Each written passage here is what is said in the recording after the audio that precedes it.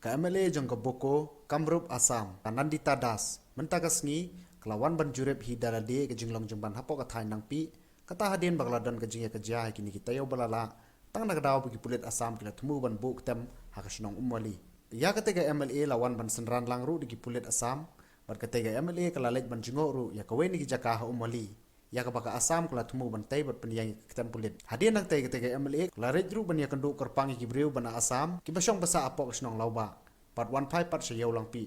I have just come to see the situation. Your situation is not good. You have heard all the things, na? One BOP has been sanctioned, but Meghalaya peoples are not allowing us to construct the BOP. So we have to construct it because it is our land. If you see the Survey of India map, then you will find out that all these villages are under our Assam's under our Assam's map.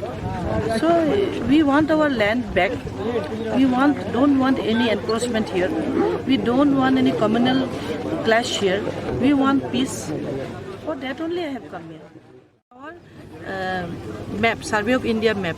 These villages, Umtap, this one Lampi, Upper Lampi, Lower Lampi, Horsanagar, all these villages falls under Assam. This is our land. Na? Umali is in Assam. So we should start the work there.